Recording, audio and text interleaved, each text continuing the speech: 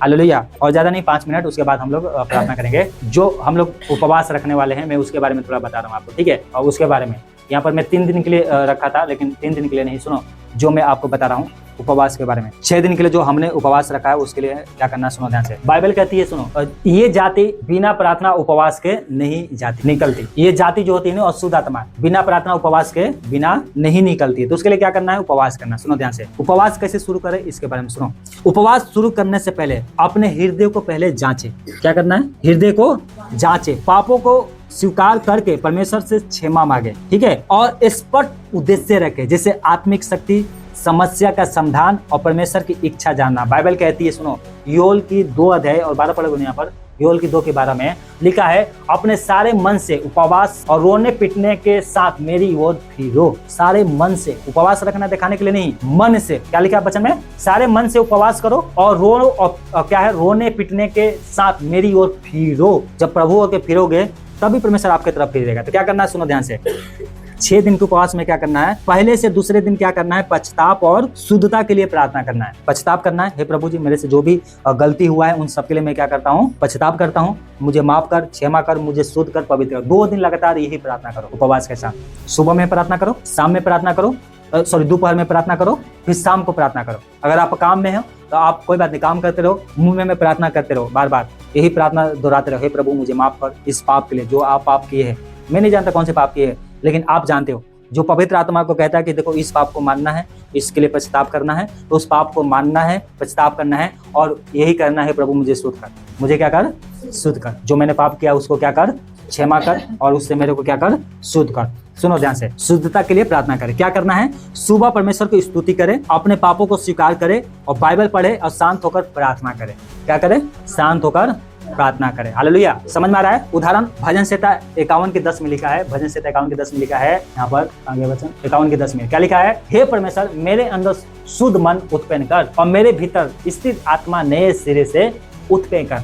अगर आपसे पाप के द्वारा कुछ गलती हो गया है तो उसको स्वीकार करके यही बोलना है, प्रभु मुझे फिर से शुद्ध कर, यीशु के लहू में मुझे शुद्ध कर, मुझे पवित्र कर। यही 2 दिन प्रार्थना करना। कितने दिन, कितने दिन, ठीक है। प्रार्थना के विषय क्या होना चाहिए, सुनो ध्यान से, क्षमा। क्या होना चाहिए, हे प्रभु मुझे क्षमा कर, जो आपसे पाप हुआ है उसके लिए क्षमा मांगना है और शुद्ध जीवन के लिए प्रार्थना करना है और परमेश्वर के साथ नया संबंध बने उसके लिए प्रार्थना करना। कितने दिन, 2 दिन। कितने दिन, 2 दिन, है ना। उसके बाद जो 2 दिन जो और बचेगा तो तीसरे और चौथे दिन क्या करना है, सुनो ध्यान से, आत्मिक युद्ध और प्रार्थना करना है। आत्मिक युद्ध के लिए क्या करना है, प्रार्थना करना। आत्मिक युद्ध के लिए क्या करना है, प्रार्थना करना है। जो दिन बचा हुआ है, आत्मिक बंधनों और समस्याओं के लिए क्या करना है, जो आपके जीवन में बंधन है, जिससे आपको डर लगता है, जो बीमारियां है और जो समस्या है, उसके लिए क्या करना है, तीसरे और चौथे दिन प्रार्थना करना है। क्या करना है, प्रार्थना करना है। क्या क्या क्या प्रार्थना करना, सुनो, विश्वास के साथ प्रार्थना करना है। क्या करना है, और बाइबल का वचन बोलना है। बाइबल का वचन बोलना है, ठीक है। बाइबल के वचन बोलना है और अपने जीवन और अपने परिवार के लिए जरूर प्रार्थना करना। अपने लिए, अपने परिवार के लिए, अपने घर के लिए जरूर प्रार्थना करना। जो समस्या है उसके लिए भी प्रार्थना जरूर करना, ठीक है। समझ में आ रहा है। इफिसियों 6 अध्याय 11 में क्या लिखा है, परमेश्वर का पूरा हथियार बांध लो। हालेलुया। पूरी तरह से परमेश्वर के सम्मुख आकर उसके हथियार को बांध लो। क्या प्रार्थना के विषय क्या होना चाहिए, सुनो, बंधनों से छुटकारा, जिससे डर लग रहा है, जो दुष्ट में सता रही है, जो बीमारियां है उससे क्या है, चंगाई। जो बीमारी है आपके जीवन में लंबे समय से, उसकी चंगाई के लिए उपवास रखो, ठीक है। परिवार की सुरक्षा के लिए प्रार्थना करना है। अपने परिवार के लिए क्या करना है, सुरक्षा के लिए प्रार्थना करना। और आत्मिक विजय के लिए, आत्मिक विजय के लिए कि आपके जीवन में क्या है, बाइबल का वचन, प्रार्थना, ये आपके जीवन में क्या हो कि जब भी आप प्रार्थना करो तो शैतान को आपसे डर लगे। इसको बोलते हैं विजय के लिए। हालेलुया। बाकी जो 2 दिन बचेगा, 5वां और 6वां दिन, उस दिन क्या करना है, सुनो, परमेश्वर की इच्छा जानने के लिए प्रार्थना करना है। क्या करना है, परमेश्वर की इच्छा जानने के लिए क्या करना है, उसमें सुनो, धन्यवाद की प्रार्थना करना है। क्या करना है, धन्यवाद की, और परमेश्वर से मार्गदर्शन मांगना है, मार्गदर्शन मांगना है। और भविष्य के लिए प्रार्थना करना है। जो आपने योजना बनाया है भविष्य के लिए, पढ़ाई के लिए, घर के लिए, जो भी है उसके लिए प्रार्थना करना है। हे प्रभु मैं ये योजना बनाया हूँ, उसको प्रभु के सामने बोल के रखना है, ठीक है। जो आप बिजनेस करते हैं, काम करते हैं, कि मेरे बिजनेस में, मेरे काम में आशीष दे, जिससे जो योजना मैंने बनाया है वो सफल हो। उसमें क्या कर, तू मेरे को क्या कर, मार्गदर्शन दे। क्या दे, मार्गदर्शन। भविष्य के लिए क्या करना है? और प्रार्थना करना है, संकल्प करना है ना। भजन संहिता 32:8 में लिखा है, मैं तुझे शिक्षा दूंगा, सुनो ध्यान से, मैं तुझे शिक्षा दूंगा और जिस मार्ग पर तुझे चलना चाहिए वो मैं तुझे बताऊंगा। ये कौन कह रहा है? परमेश्वर। तो जो भविष्य के लिए योजना बनाया है वो परमेश्वर के सामने रखना है और परमेश्वर आपको मार्गदर्शन देगा। क्या करेगा? मार्गदर्शन देगा। प्रार्थना के विषय क्या होना चाहिए? सुनो ध्यान से, जीवन का मार्ग आपकी कैसा होना चाहिए उसके लिए प्रार्थना करना है ना। सेवा की बुलाहट, आपको क्यों प्रभु ने बुलाया है उसके लिए प्रार्थना करना है। परमेश्वर की योजना आपको जानना है कि मेरे लिए परमेश्वर ने क्या योजना बना रहा है, हालेलुया, क्या योजना बना रहा है या बनाया है, उसके लिए प्रार्थना करना है। उपवास के दौरान किस बातों को ध्यान रखें? सुनो ध्यान से, उपवास रखते हैं लेकिन कुछ बात है जो आपको ध्यान रखना है। बाइबल पढ़े, उपवास रख लिया, इसका मतलब ये नहीं, देखो आप काम पे तो कोई बात नहीं, लेकिन वहां पर भी अगर आपको, आप मोबाइल में बाइबल पढ़ सकते हो,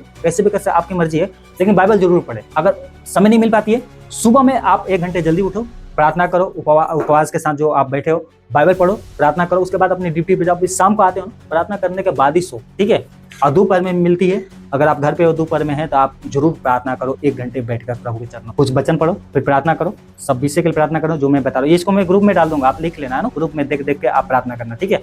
ग्रुप में मैं इसको डाल दूंगा, ठीक है। सुनो, बाइबल पढ़े और संसारिक चीजों से क्या करे? दूर रहे। जैसे मोबाइल किसी का फोन आया बात करो, ठीक है। ये नहीं कि उसमें वीडियो में लगे रहे हैं, गेम में लगे रहे है ना, गलत चीजों में लगे रहे, वो नहीं करना। टीवी से दूर रहना है। टीवी पे क्या देखने को मिलता है आजकल, है ना। आप नहीं जो देख सकते हो, मैं मना नहीं कर रहा हूँ, लेकिन आप जितना प्रभु के लिए समय निकालोगे उतना ही आपके लिए अच्छा होगा। टीवी से दूर रहना है और आदि जो है ना संसारिक काम धाम है ना, यहाँ जाना, ये करना, वो करना, उससे थोड़ा बच के रहो, ठीक है। और अपने आप को क्या करना है? नरम बनाना है और शांति बना के रखना है, इसको ध्यान रखना। मत्ती 6:16 में क्या लिखा है? जब तुम उपवास करो तो कपटी लोगों के तरह उदास मत दिखाना। क्या करना? उदास मत, अपने आप को दिखाना नहीं है ना, मतलब मुंह पे उदास, ये सब मैं तो उपवास रखा हूँ, आज काम पे नहीं जाऊंगा, ये नहीं करूंगा। देखो, शाम को आप खाना खा सकते हो तो आप खा लेना, ठीक है, आप अपने सामर्थ्य के अनुसार, लेकिन उपवास रखो, ठीक है। बाइबल में जो उपवास रखा गया था ना, देखो यहाँ पर लिखा है, यहाँ पर तो 3 दिन के लिए क्या लिखा था? एस्टर ने उपवास रखा था, क्या लिखा था? 3 दिन के लिए। उसने ना तो खाया ना पिया। यहाँ पर एस्टर की पुस्तक 4 अध्याय पढ़ोगे ना, 16 में लिखा है, ना खाना खाया ना पिया। और इस उपवास के बाद क्या? परमेश्वर ने पूरे इजरायलियों को बचाया। क्या किया?